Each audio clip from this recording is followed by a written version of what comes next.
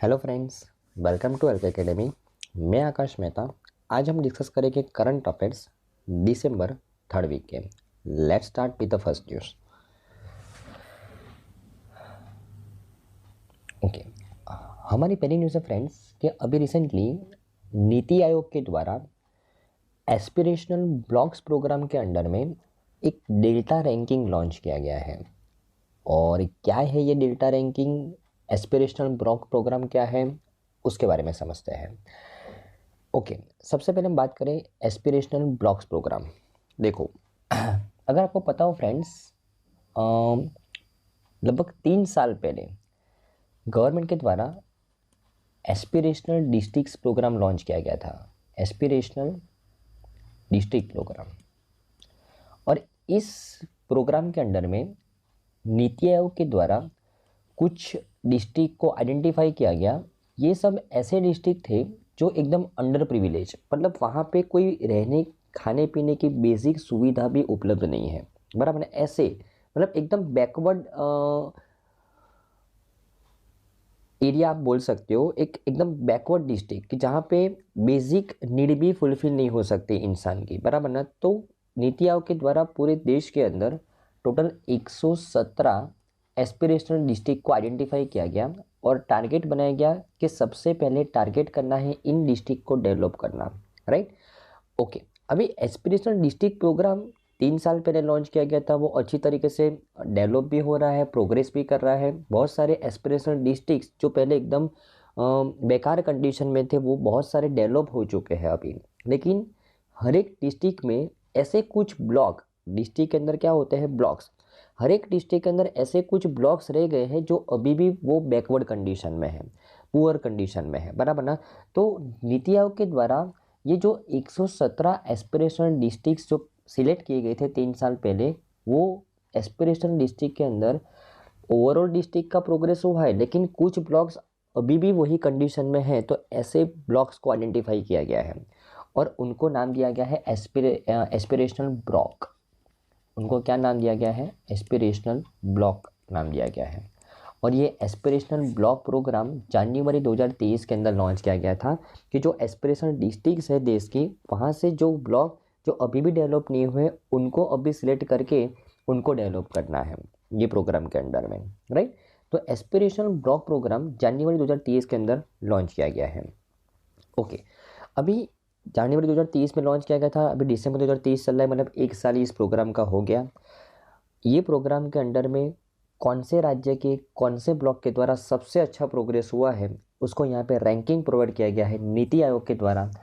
और इस रैंकिंग का क्या नाम दिया गया है? Delta ranking. Delta ranking, I think आपको इस टाइटल के अंदर समझ में आया होगा, बराबर ना।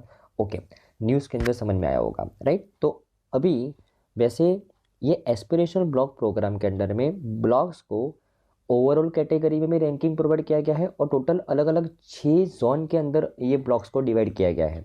मतलब पूरे देश को 6 जोन में डिवाइड किया गया है और हर एक जोन में से टॉप 2 ब्लॉक्स को सिलेक्ट किया गया है और ओवरऑल पूरे देश में से भी टॉप 2 ब्लॉक को सिलेक्ट किया गया है।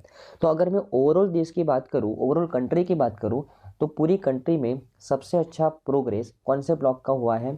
तो तेलंगाना का जो आसिफाबाद डिस्ट्रिक्ट है,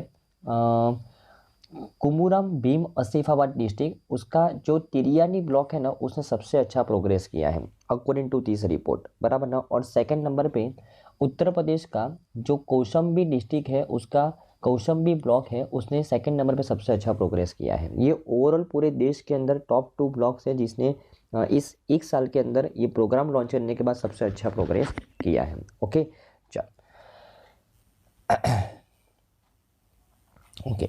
और उसके अलावा अगर मैं जोन वाइज की बात करूं, जैसे मैंने आपको बताया कि पूरे देश को जियोग्राफिकली यहाँ पे 6 जोन के अंदर डिवाइड किया गया है और हर एक जोन के अंदर टॉप 2 ब्लॉक्स को सिलेक्ट किया गया है, बराबर ना। ओके, तो यहाँ पे अगर मैं जोन वाइज बात करूँ तो hilly and north eastern states as well as the islands, एक ये जोन हो गया। वहाँ से फर्स्ट और सेकंड नंबर पे ये ब्लॉक्स हैं, अमरी और नोकपा। सेकंड जो जोन है north Indian states, third zone है southern states, fourth western Indian, fifth central Indian और सिक्स ईस्टर्न इंडिया। आपको जोन वाइज रैंकिंग याद रखने की ज़रूरत नहीं है, आपको देश के टॉप 2 ब्लॉक्स याद रखने पड़ेंगे, बराबर ना। ओके, ओके, अगर मैं प्राइज मनी की बात करूँ तो कैटेगरी 1 जो पूरे देश के अंदर जो टॉप 2 ब्लॉक्स हैं ना, उनको जो पहले नंबर पे जो ब्लॉक है, जो तिरियानी ब्लॉक, उसको कितना प्राइज मनी मिला? 3 करोड़ रुपया। और जो दूसरे नंबर पे ब्लॉक है जो कौशुम्बी ब्लॉक उत्तर प्रदेश का, उसको 2 करोड़ रुपया प्राइज मनी मिला। और कैटेगरी 2 के अंदर जो जोन वाइज जो विनर्स हैं, जोन वाइज जो टॉप 2 ब्लॉक्स को सेट किया गया है, उसमें पहले नंबर वाले जो ब्लॉक्स को 1.5 करोड़ रुपया और सेकंड नंबर वाले ब्लॉक को 1 करोड़ रुपये का प्राइज मनी दिया गया है, बराबर ना। ओके, नेक्स्ट न्यूज़ है फ्रेंड्स कि public sector banks right of ₹10.40 lakh crore in 9 years and recovered 15.45%। ये न्यूज़ हमारे लिए इम्पोर्टेंट है बिकॉज हमको ये वर्ड का मतलब समझना है। राइट ऑफ क्या होता है, सबसे पहले हम इसको समझ लें कि लोन राइट ऑफ करना क्या होता है। देखो फ्रेंड्स, अगर फॉर एग्जांपल कोई पर्सन ने बैंक से लोन लिया और वो अगर टाइम से रीपेमेंट नहीं कर रहा है और उसका रीपेमेंट कंटिन्यूसली 3 महीने तक ना आया, मतलब 90 डेज तक ना आया, तो बैंक का वो एसेट वो क्या बन जाता है? नॉन परफॉर्मिंग एसेट बन जाता है, एनपीए बन जाता है। ओके, अभी अगर बैंक का ये एसेट जो एनपीए है, नॉन परफॉर्मिंग एसेट, वो अगर 4 साल तक कंटिन्यूसली एनपीए ही रहे, 4 साल तक कंटिन्यूसली वो इसी कैटेगरी में रहता है, उसका बैंक ने बहुत सारे प्रयास कर लिए लेकिन कोई तरीके से उसका रिकवरी नहीं हो पा रहा है, बराबर ना। ओके, और रिकवरी के माध्यम से कोई इतना अच्छा पैसा जनरेट नहीं हो रहा है, बराबर ना। तो बैंक क्या करेगी, जब तक उसका अच्छी तरीके से रिकवर ना हो जाए। अभी देखो फॉर एग्जांपल एक लोन है 50 करोड़ रुपये का, बैंक ने उसके लिए सफिशिएंट मात्रा में डॉक्यूमेंट्स अपने पास रखे भी है कि अगर उसका रीपेमेंट ना आए तो बैंक पैसे को रिकवर कर सके।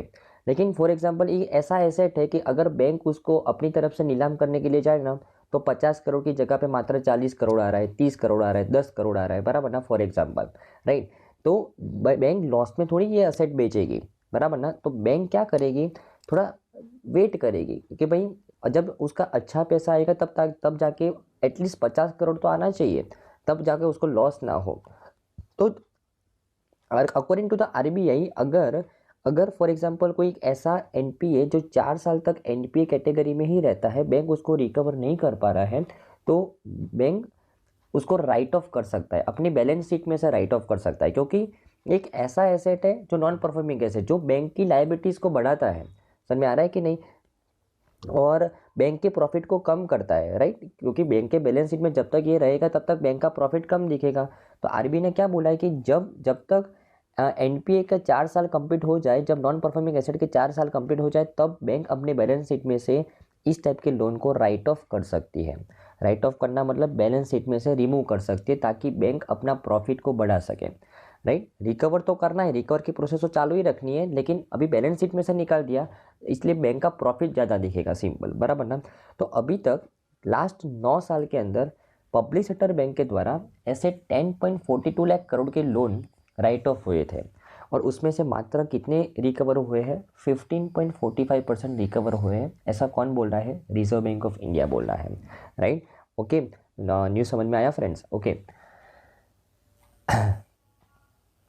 ओके, और अगर फॉर एग्जांपल कोई बैंक को राइट ऑफ करना है, और सॉरी रिकवरी करना है राइट ऑफ से, तो उसके पास क्या क्या प्रावधान है? तो बैंक जा सकता है डेब्ट रिकवरी ट्रिब्यूनल के पास, बैंक सरफेसी एक्ट के अंडर में वो प्रॉपर्टी को नीलाम कर सकता है।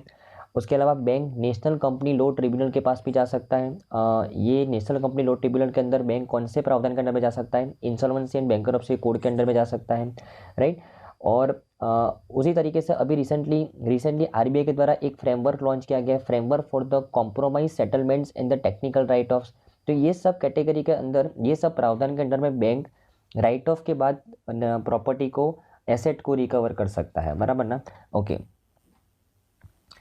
ओके, अगर मैं बात करूँ, ये तो हमने बात करी पब्लिक सेक्टर बैंक की। अगर मैं शेड्यूल कॉमर्शियल बैंक, जिसमें public sector bank, schedule commercial bank की अगर बात करें, तो टोटल 6 टाइप की बैंक आती है।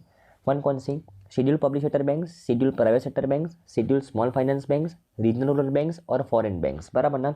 टोटल हमारे देश में 12 पब्लिक सेक्टर बैंक है और 22 प्राइवेट बैंक है, बराबर। तो टोटल ये सब मिला के शेड्यूल कॉमर्शियल बैंक हो गई। टोटल शेड्यूल कॉमर्शियल बैंक के लास्ट 5 साल के अंदर कितने राइट ऑफ हुए हैं? 10.57 लाख करोड़। उसमें से कितने रिकवर हुए? 7.15 लाख करोड़, बराबर ना। तो मैं बोल सकता हूँ प्राइवेट सेक्टर की बैंक्स ने ज़्यादा रिकवर कर लिया compare to public sector. Public sector तो मात्र 15% कर पाई है, लेकिन आप यहाँ पे देखो ऑलमोस्ट 60 to 70% रिकवर हो गया। वो किसकी वजह से हुआ होगा? प्राइवेट सेक्टर की वजह से हुआ होगा, बराबर ना। ओके ओके, तो आई थिंक आपको इस न्यूज़ में अच्छे से समझ में आया होगा फ्रेंड्स, बराबर ना। बहुत ही इंपॉर्टेंट न्यूज़ थी। राइट ऑफ का मतलब क्या होता है और अभी बैंक्स का क्या हाल है वो आपको समझना जरूरी है, बराबर ना। ओके, हमारी नेक्स्ट न्यूज़ है फ्रेंड्स कि अभी रिसेंटली हमने लास्ट लेक्चर में बात की थी कि कॉन्फ्रेंस ऑफ पार्टीज एक मीटिंग का आयोजन किया गया है। कौन से फ्रेमवर्क के अंडर में? UN framework for convention for the climate change के अंडर में। और ये कौन से नंबर की मीटिंग है? 28, जिसको हम क्या बोलते हैं? COP28, बराबर ना। तो इसका हमने इस मीटिंग का फर्स्ट पार्ट लास्ट सेक्शन में कवर किया था। अभी ये सेकेंड पार्ट है, पार्ट 2 है, राइट। तो उसके बारे में बात करते हैं। चलो ओके, अगर हम पार्ट 2 की बात करें तो इंडिया ने को होस्ट किया है with the UAE the global green credit initiative. इस मीटिंग के दौरान देखो एक इनिशिएटिव लॉन्च किया गया है। किसके किसके द्वारा? इंडिया और यूएई के द्वारा। कौन सा इनिशिएटिव है? ग्रीन क्रेडिट इनिशिएटिव है, ग्रीन क्रेडिट प्रोग्राम है। और अगर मैं इस इनिशिएटिव के बारे में बात करूँ तो it provides a global platform for the collaboration and exchange of the innovative environmental methods. यहाँ पे इस इनिशिएटिव के अंडर में एक प्लेटफॉर्म मिलेगा। अगर किसी के पास, कोई ऑर्गेनाइजेशन के पास, कोई इंडिविजुअल के पास कोई इनोवेटिव आइडिया है, इनोवेटिव मेथड है, किस तरीके से हम ग्रीन हाउस गैस एमिशंस को कम कर सकते हैं, एनवायरनमेंट को इम्प्रूव कर सकते हैं, तो इस इनिशिएटिव के अंडर में उनको प्लेटफॉर्म मिलेगा और उनको कुछ इंसेंटिव मिलेगा ग्रीन क्रेडिट के थ्रू, बराबर ना। ओके, तो under this initiative green credit will be issued for the tree plantations on wastelands, river sentiment areas, which will be promote the afforestation as it helps in the rejuvenation and the revival of the environment, बराबर ना। तो अगर जो कोई ये activity करेगा तो उसको इस प्लेटफॉर्म के ऊपर से क्या मिलेगा? ग्रीन क्रेडिट मिलेगा, जो उनको कोई ना कोई जगह पे बेनिफिट करेगा, सिंपल, बराबर ना, राइट। तो कौन कौन से फोकस एरिया रखे गए हैं? तो water conservation, afforestation and biodiversity conservation. Global green initiative portal एक लॉन्च किया गया है। It is a web portal launched during the Green Credit Program at COP28. It would be maintain a repository of the policies and best practices that incentivize the environment friendly actions, बराबर ना।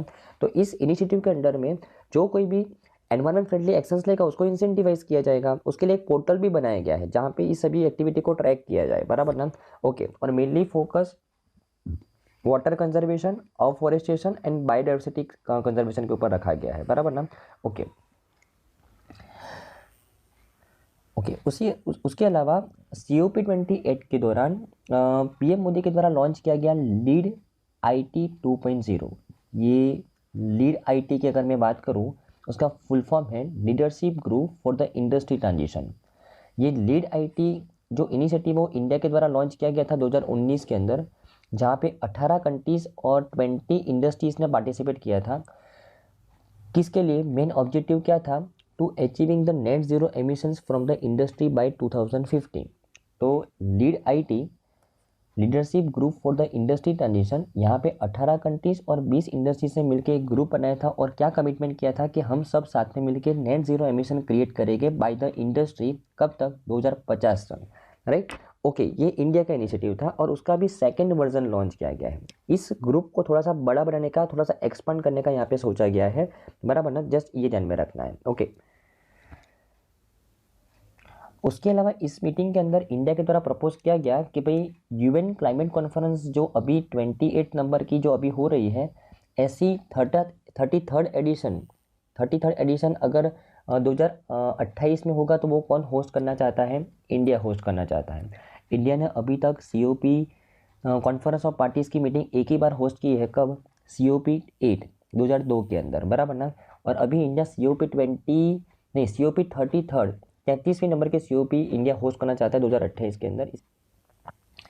Okay, उसके अलावा COP 28 के दौरान national mission for the clean Ganga इसके द्वारा launch किया गया global river cities alliance UN climate change conference के अंदर। देखो, global river cities alliance which is lead by the national mission for the clean Ganga under the ministry of the जल शक्ति government of India, वो launch किया गया था COP28 के दौरान, बराबर ना। ये इसका मेन एम क्या है इस अलायंस का? To foster the international collaboration between the organisations and countries for the river conservation and the sustainable water management, बराबर ना। तो यहाँ पे ये जो रिवर सिटीज़ अलायंस है ना, वो ऐसी सिटीज़ का ग्रुप है कि जो कोई रिवर के आसपास है। तो यहाँ पे अगर उन सिटीज़ का डेवलपमेंट किया जाएगा तो अल्टीमेटली रिवर को कंजर्व भी किया जाएगा और जो नेचुरल एसेट है एक पर्टिकुलर सिटी का, बराबर, उसके अंदर टूरिज्म भी बढ़ेगा और एनवायरनमेंट भी अच्छा हो सकता है, राइट ना। तो यहाँ पे जो रिवर्स के आसपास जो सिटीज़ है उनका एक अलायंस बनाया गया है जिसको लीड कौन कर रहा है? National mission for the clean Ganga, ministry of जल शक्ति के अंडर में, बराबर ना। मेन ऑब्जेक्टिव है सस्टेनेबल वाटर मैनेजमेंट करना है, सिंपल। अगर मैं इस अलायंस के बारे में बात करूँ तो इस अलायंस के अंदर अभी तक 275 से ज़्यादा ग्लोबल रिवर सिटीज़ इसके अंदर जुड़ चुकी हैं। टोटल 11 कंट्रीज़ की सिटीज़ इस अलायंस का पार्ट है और global funding agencies, knowledge partners, बहुत सारे लोग इस ग्रुप का पार्टनर है, बराबर ना, इस अलायंस के अंदर जुड़ चुके हैं, राइट। ओके, तो पार्टनर कंट्रीज़ की अगर बात करें तो इंडिया, इजिप्ट, नीदरलैंड, डेनमार्क, घाना, ऑस्ट्रेलिया, कैम्बोडिया, जापान। अगर मैं रिवर सिटीज़ की बात करूँ तो अगर बड़ी बड़ी सिटीज़ की बात करें तो डेन हाग, एडिलेड, जोल्होक जो हंगरी का है, बराबर ना। अगर मैं इंटरनेशनल एजेंसीज की बात करूँ तो world bank, ADB, Asian infrastructure investment bank. तो ऐसी बड़ी बड़ी संस्था इस अलायंस का ग्रुप है जिसको अभी ऑफिशियली इंडिया के द्वारा COP28 के द्वारा लॉन्च किया गया है, बराबर ना। ओके, अगर मैं इस सिटी का जो रिवर सिटी अलायंस है उसके बैकग्राउंड के बारे में बात करूँ तो ये 2021 के अंदर वैसे लॉन्च किया गया था। National mission for the clean Ganga के द्वारा इसको हैंडल किया जा रहा है और इसको लॉन्च करने का मेन ऑब्जेक्टिव था to promote the sustainable development of the river cities. और अभी तक 143 मेंबर सिटीज़, इंडिया की टोटल 143 सिटीज़ इसके मेंबर है। उसके अलावा इंटरनेशनल सिटीज़ तो बहुत सारी है, बराबर ना, राइट। तो उसको अभी एक ग्लोबल प्लेटफॉर्म के ऊपर लॉन्च किया गया है इंडिया के द्वारा, बराबर ना। चलो, उसके अलावा इस मीटिंग के दौरान multilateral development banks like world bank, Asian development bank ने क्या कमिटमेंट किया एनवायरनमेंट के ऊपर, वो उसके बारे में बात करते हैं। तो multilateral development banks unlock over $180 billion climate finance at the COP28। जो मल्टीलेटरल डेवलपमेंट बैंक है लाइक वर्ल्ड बैंक, ADB, उन्होंने क्या कमिटमेंट किया कि हम 180 बिलियन डॉलर तक का फाइनेंस मोबिलाइज करेंगे, बराबर ना, जो क्लाइमेट फाइनेंस मतलब एनवायरमेंट फ्रेंडली प्रोजेक्ट्स के अंदर, बराबर ना। ओके, उसमें जो इंटर अमेरिकन डेवलपमेंट बैंक है उसने अनाउंस किया कि वो $150 बिलियन नेक्स्ट आने वाले 10 साल के अंदर फाइनेंस करेगी, क्लाइमेट फाइनेंस करेगी एनवायरमेंट फ्रेंडली प्रोजेक्ट्स के अंदर। ओके, उसके अलावा अफ्रीकन डेवलपमेंट बैंक ने $175 मिलियन का कमिटमेंट किया। वर्ल्ड बैंक के द्वारा बोला गया कि भाई 2025 तक उसका जितना भी फाइनेंसिंग होगा उसमें से 45% क्लाइमेट फाइनेंसिंग होगा, एनवायरमेंट फ्रेंडली प्रोजेक्ट्स के ऊपर फाइनेंसिंग होगा, बराबर ना। ओके, और world bank is also committed to providing the $5 billion to support the 100 million people in the Africa with the clean energy access in the next 7 years। और world bank announce to support the 15 countries with the national programmes to reduce the methane emissions of up to 10 million tons over the next 5 to 7 years from rice production, livestock and waste।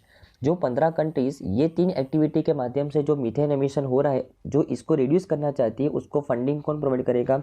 World bank provide करेगी आने वाले 5 से 7 साल के अंदर, बराबर ना। Okay, Asian development bank ने भी कमिटमेंट किया है कि भाई वो COP28 के अंदर उसने क्या कमिटमेंट किया है कि जो नेचर सॉल्यूशंस है उसको फाइनेंस करने के लिए वो कितना पैसा प्रोवाइड करेगी? $2 बिलियन, बराबर ना, वो ध्यान में रखना है। ये जस्ट 1 साल का उसने कमिटमेंट किया है कि भाई 1 साल के अंदर, मतलब ये 2023-24 के अंदर वो कितना फाइनेंस करेगी? $2 बिलियन का फाइनेंस करेगी, बराबर ना। ओके,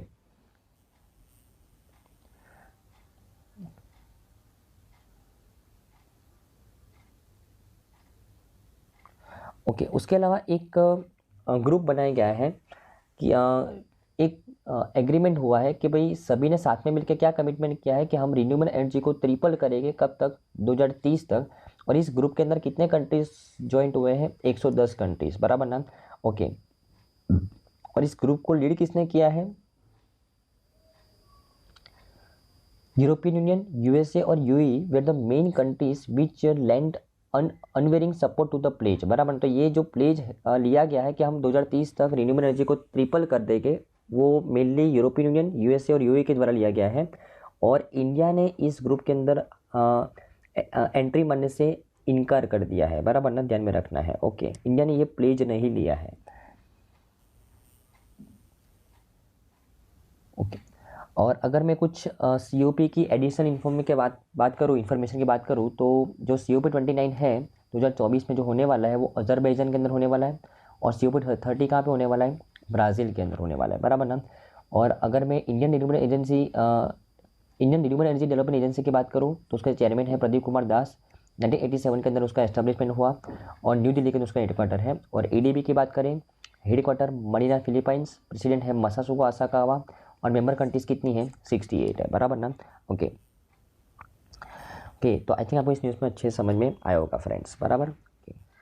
ओके, चलो हमारी नेक्स्ट न्यूज़ है फ्रेंड्स, कि अभी रिसेंटली वर्ल्ड बैंक के द्वारा एक रिपोर्ट लॉन्च किया गया है। वर्ल्ड बैंक क्या कह रहा है कि दुनिया के अंदर सबसे ज़्यादा रेमिटेंस रिसीव करने वाला देश कौन सा बना है?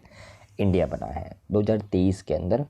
और ये कोई पहली बार नहीं बना, हर साल हम सबसे ज़्यादा रेमिटेंस रिसीव कर रहे हैं, राइट। तो रेमिटेंस का मतलब क्या होता है फ्रेंड्स?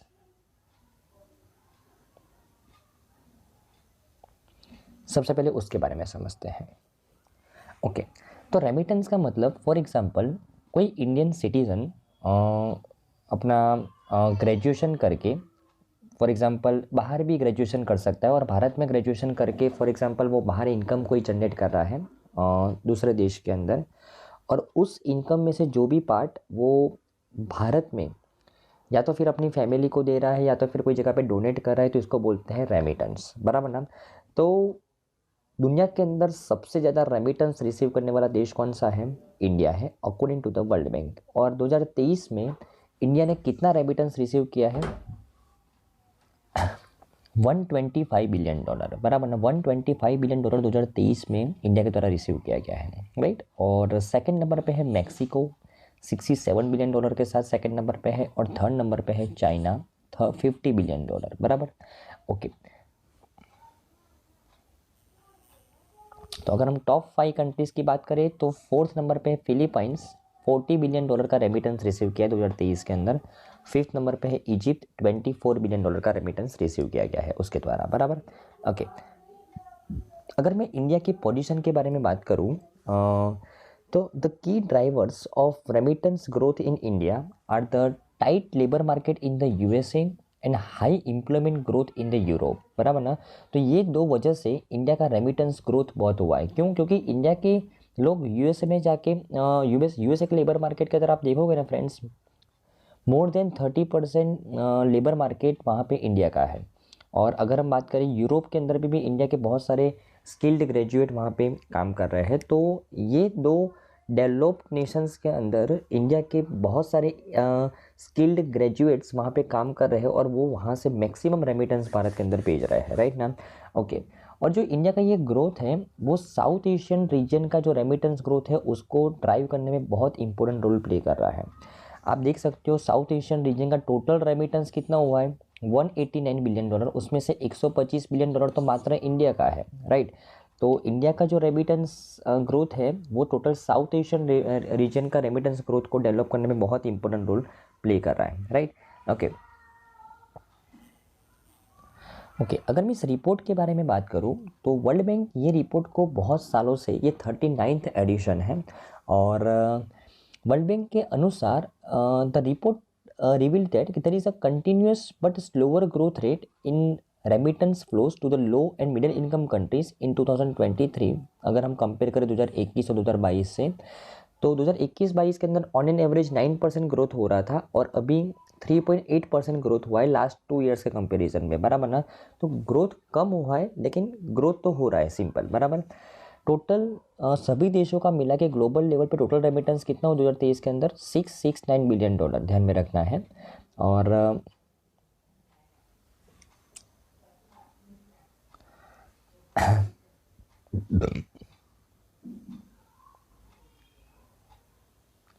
ओके, रिपोर्ट के अनुसार अगर फॉर एग्जांपल रेमिटेंस कॉस्ट की बात करें तो रेमिटेंस कॉस्ट बहुत हाई है।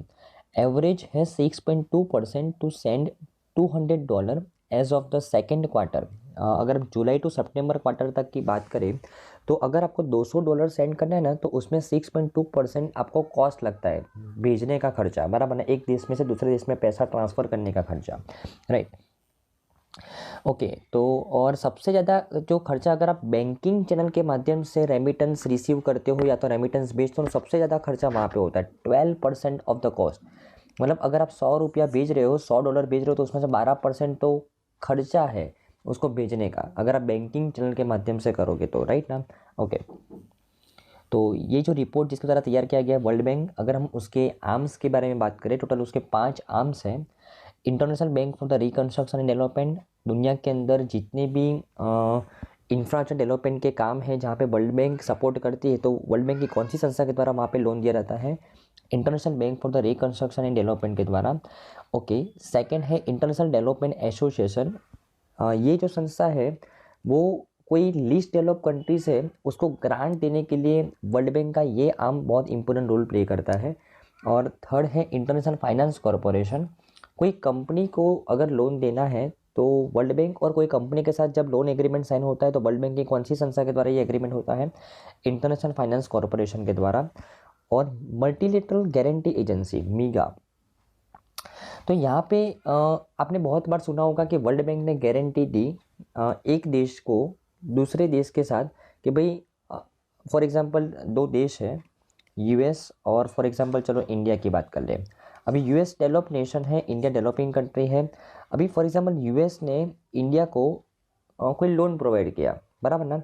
तो अभी यूएस इंडिया को कौन से बेसिस के ऊपर लोन प्रोवाइड करेगा, उसको कौन गारंटी देगा? तो वर्ल्ड बैंक जैसी संस्था उसको गारंटी देती है कि अगर भाई इंडिया रीपेमेंट नहीं करेगा ना तो मैं तुम्हारा रीपेमेंट कर दूंगा। समझ में आ रहा है कि नहीं? तो ये जो गारंटी प्रोवाइड करती है वर्ल्ड बैंक का जो आर्म, वो आर्म का नाम क्या है? Multilateral guarantee agency. और last but not the least, international centre for the settlement of the investment dispute. ये उसका 5th आर्म है कि अगर कोई इन्वेस्टमेंट डिस्प्यूट हुआ तो देशों के बीच में, दो कंपनी के बीच में, तो उसको सेटल करने के लिए एक स्पेसिफिक संस्था बनाई गई वर्ल्ड बैंक के द्वारा। तो ये टोटल उसके 5 आर्म्स है, आपको पता होने चाहिए, बराबर। ओके ओके, तो आई थिंक आपको इस न्यूज़ में अच्छे से समझ में आया होगा फ्रेंड्स।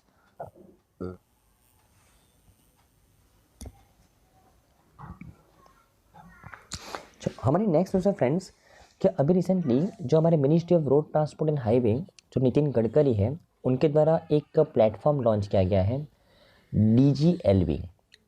इस प्लेटफॉर्म के बारे में बात करते हैं, बराबर ना। ओके, देखो फ्रेंड्स, ये प्लेटफॉर्म एक्चुअली क्या है? हाँ, अगर आपको पता हो गवर्नमेंट के द्वारा एक पॉलिसी लॉन्च की गई है जिस पॉलिसी का नाम है vehicle scrapping policy. Vehicle scrapping policy, ये पॉलिसी का नाम है। अभी इस पॉलिसी के अंदर में क्या होता है कि फॉर एग्जांपल कोई इंडिविजुअल व्हीकल है, मतलब जो छोटा सा 2 व्हीलर 4 व्हीलर जो कोई इंडिविजुअल पर्सन चलाता है, तो उसकी एक लाइफ सेट की गई है कि फॉर एग्जांपल उसके यहाँ पे व्हीकल स्क्रैपिंग पॉलिसी के अंदर में एक इंडिविजुअल व्हीकल की लाइफ सेट की गई 20 साल। हर 20 साल के बाद उसकी लाइफ टेस्टिंग होगी, मतलब उसका टेस्टिंग होगा कि भाई वो उसके अंदर भी अभी कितना कैपेबिलिटी है, बराबर। अगर कोई कॉमर्शियल व्हीकल है लाइक बस ट्रक, तो उसकी लाइफ सेट की गई है 15 साल। तो हर 15 साल के बाद उसकी टेस्टिंग होगी कि भाई वो और उतना कितना कैपेबल है, राइट। ओके, अभी फॉर एग्जांपल कोई एक पर्सन है जिसके पास फॉर एग्जांपल कोई 2 व्हीलर है, 2 व्हीलर, बराबर। ओके, और वो बहुत कार्बन एमिशन क्रिएट करता है और उसका जो इंजन है बहुत वीक हो गया है और बहुत कार्बन एमिशन क्रिएट कर रहा है। और उसकी लाइफ फॉर एग्जांपल अभी 15 साल हुई है। कितनी हुई है? 15 साल। और वैसे एक आइडियल व्हीकल की लाइफ कितनी होनी चाहिए? 20 साल। आपको 20 साल के बाद ही टेस्टिंग करना है, वो कंपलसरी है व्हीकल स्क्रैपिंग पॉलिसी के अंडर में। लेकिन कोई एक स्कूटर ड्राइवर है कि जिसका स्कूटर फॉर एग्जांपल 15 साल के अंदर उसका इंजन ख़राब हो गया, फिर भी उसने टेस्ट करवाया और बहुत कार्बन एमिशन क्रिएट कर रहा था, 5 साल उसके लाइफ का बाकी है, फिर भी उसने उस स्कूटर को स्क्रैप करवा दिया बिकॉज वो एनवायरनमेंट के ऊपर नेगेटिव इम्पैक्ट क्रिएट करता है। और वो स्क्रैप करवा के उसने एक इलेक्ट्रिक व्हीकल को परचेस करना है, वो स्क्रैप करवा के उसको क्या करना है, एक इलेक्ट्रिक व्हीकल को परचेस करना है। तो यहाँ पे वो पर्टिकुलर जो स्कूटर ड्राइवर है जिसकी व्हीकल की अभी कितनी लाइफ बाकी है, 5 साल, लेकिन वो एनवायरनमेंट के इम्पैक्ट की वजह से वो 5 साल पहले उस स्कूटर को स्क्रैप करवा रहा है, राइट। तो वो स्कूटर ड्राइवर को वो जो बाकी की लाइफ थी उस व्हीकल की, वो 5 साल की, उसका एक सर्टिफिकेट मिलेगा, एक सर्टिफिकेट मिलेगा। जो सर्टिफिकेट को डिपॉजिट रखने के लिए एक डिजी लॉकर टाइप का एक एप्लीकेशन बनाया गया जिसका नाम है, एक प्लेटफॉर्म बनाया गया जिसका नाम है DGELV, राइट। अभी ये सर्टिफिकेट ऑफ डिपॉजिट जब भी वो स्कूटर ड्राइवर भविष्य में कोई जगह पे इलेक्ट्रिक व्हीकल परचेस करने के लिए जाएगा ना, तो वो सर्टिफिकेट ऑफ डिपॉजिट उसको बता सकता है, उसको उसके अकॉर्डिंग इंसेंटिव मिल जाएगा जब वो इलेक्ट्रिक व्हीकल परचेस करेगा, तब की बात है, बराबर ना। तो ये DGELV है ना, व्हीकल स्क्रैपिंग पॉलिसी के अंडर में जो सर्टिफिकेट ऑफ डिपॉजिट मिलते हैं, ग्रीन क्रेडिट मिलते हैं, आप सीधी भाषा में बोल सकते हो, उसको स्टोर करने का एक जगह है, सिंपल, बराबर ना। ओके, तो DGELV अभी recently ministry of road transport and highway के द्वारा लॉन्च किया गया है, जो हमारे मिनिस्टर कौन है, नितिन गडकरी, उनके द्वारा, राइट ना। ओके,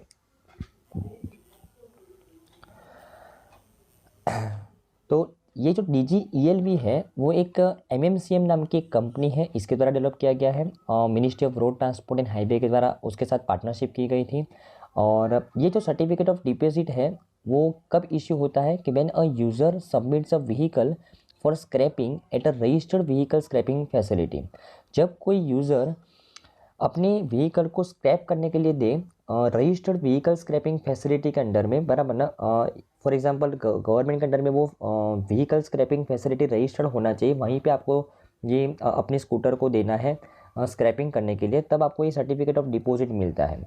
और ये आप दिखा के जब भी आप इलेक्ट्रिक व्हीकल परचेस करो तो आपको इंसेंटिव मिलता है, सिंपल, बराबर ना। ओके ओके, अगर मैं नेशनल व्हीकल स्क्रैपिंग पॉलिसी की बात करूं तो PM मोदी ने भी इनिशिएट किया नेशनल व्हीकल स्क्रैपिंग पॉलिसी। कब इनिशिएट किया था, 2021 के अंदर।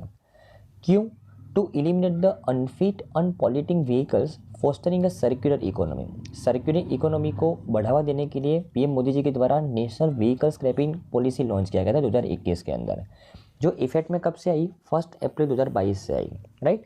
ओके, और इस पॉलिसी के अंडर में लोगों को स्क्रैपिंग फैसिलिटी तक पहुंचाने के लिए, जो अपने जिनके व्हीकल्स ख़राब हो चुके हैं उनको स्क्रैप करने के लिए इंकरेज करने के लिए, स्क्रैप में देने के लिए इंकरेज करने के लिए यहाँ पे ऐसा बोला गया है कि अगर कोई व्हीकल को स्क्रैप में दे के, अपने व्हीकल को स्क्रैप में दे के कोई नया इलेक्ट्रिक व्हीकल परचेस करता है तो उसको जो रोड टैक्स के ऊपर कितना माफ़ी मिलेगा, 25% टैक्स तक का माफ़ी मिलेगा, ऐसा सेंट्रल गवर्नमेंट और स्टेट गवर्नमेंट के द्वारा बोला गया है। ओके, और उसके अलावा ये जो व्हीकल स्क्रैपिंग पॉलिसी का मेन टारगेट है कि जो एनवायरमेंटल पॉल्यूशन है जो व्हीकल्स के एमिशन की वजह से होता है उसको 20 से 25% कम करना है, बराबर।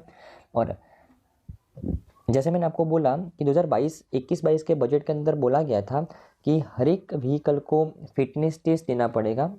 अगर वो इंडिविजुअल व्हीकल है, इंडिविजुअल पर्सन के द्वारा चलाया जाता है तो उसका लाइफ जो टेस्टिंग है वो 20 साल के बाद होगा, और जो कॉमर्शियल व्हीकल है उसका टेस्टिंग होगा 15 साल के बाद, बराबर ना। ओके, और मिनिस्टर क्या बोल रहे हैं, जो नितिन गडकरी हमारे minister of road transport and highway, कि इंडिया के अंदर ये व्हीकल स्क्रैपेज पॉलिसी को कंप्लीट इम्प्लीमेंट करने के लिए 1000 व्हीकल स्क्रैपिंग सेंटर्स होने चाहिए और 400 ऑटोमेटेड फिटनेस टेस्ट सेंटर होने चाहिए, बराबर ना। ये रिक्वायरमेंट है। ओके, तो आई थिंक आपको इस चीज़ में अच्छे से समझ में आया होगा फ्रेंड्स। ओके ओके, चलो ओके, हमारी नेक्स्ट न्यूज़ है फ्रेंड्स कि अभी recently food and agriculture organisation, जो UN की एक बहुत बड़ी संस्था है जो इंटरनेशनल लेवल पे फूड के ऊपर फोकस करती है, उसके द्वारा एक रिपोर्ट लॉन्च किया गया। और ये रिपोर्ट क्या कह रहा है कि 74.1% of Indians are unable to afford a healthy diet. बहुत ही ख़राब फैक्ट है ये, राइट। और इसके बारे में बात करते हैं। ओके, तो food and agriculture organisation UN की एक संस्था है उसके बाद एक रिपोर्ट लॉन्च किया गया है और इस रिपोर्ट का ये 5th एडिशन है, राइट। और ये जो रिपोर्ट है वो उसके जो एशिया पैसिफिक रीजनल ओवरव्यू है फूड सिक्योरिटी और न्यूट्रिशन का। Okay okay. और ये जो रिपोर्ट है वो उस रिपोर्ट का टाइटल क्या रखा गया है, Asia in the Pacific regional overview of the food security and nutrition statistics and trends, ये रिपोर्ट का टाइटल है। और ये रिपोर्ट क्या कह रहा है कि 74.1% of the Indians were unable to afford a healthy diet in 2021 का डेटा है। 100 में से 74% लोग हेल्दी डाइट को अफोर्ड नहीं कर सकते इंडिया के। और 2020 में ये 76.2% था, मार्जिनल कम हुआ है लेकिन अभी भी बहुत ही ख़राब रिपोर्ट है ये, राइट। ओके। और ये जो रिपोर्ट है वो एनुअली पब्लिश होता है by the food and agriculture organisations regional office for the Asia and Pacific के द्वारा, बराबर ना। ओके। अगर मैं इंडिया के कुछ स्टेटिस्टिक्स के बारे में बात करूं तो cost of healthy diet India के अंदर अगर बात करें तो $3 है। परचेसिंग पावर पैरिटी $3 है पर पर्सन, $3 पर पर्सन है हेल्दी डाइट का कॉस्टिंग इंडिया के अंदर, अगर मैं 2021 की बात करूँ तो, राइट। और एशिया पैसिफिक रीजन की बात करें टोटल 370 बिलियन लोग ये अंडर नरिश हैं एशिया पैसिफिक रीजन के अंदर, और वो represents half the global total जितने ग्लोबल लेवल पे जितने माल नरिश लोग हैं उसमें से 50% तो एशिया पैसिफिक रीजन के अंदर है। 232 million people in the region, Asia Pacific region की बात कर रहा हूँ, couldn't afford healthy diet in 2021। और पाकिस्तान में 82.2%, बांग्लादेश में 66.1%, इंडिया के अंदर 74%। मतलब ये 3 मेजर कंट्रीज़ जो जहाँ पे मेजोरिटी ऑफ द पॉपुलेशन को हेल्दी डाइट अफोर्ड करने का नसीब में ही नहीं लिखा है, बराबर ना। ओके। और अगर हम बात करें तो यूएन की संस्था क्या बोल रही है कि हमको अर्जेंट कोऑर्डिनेटेड एफर्ट्स लगाने पड़ेंगे, इन्वेस्टमेंट लगाना पड़ेगा for the agri food systems transformation to meet the 2030 sustainable development goals agenda. Sustainable development goal number जो 2 है वो माल न्यूट्रिशन के ऊपर फोकस करता है। अगर हमको इस गोल को 2030 तक अचीव करना है तो बहुत सारा इन्वेस्टमेंट एफर्ट लगाना पड़ेगा ताकि ये सिचुएशन को मैटर कर सके, बराबर ना। Okay okay. तो आई थिंक आपको इस न्यूज़ में बहुत अच्छे समझ में आएगा फ्रेंड्स।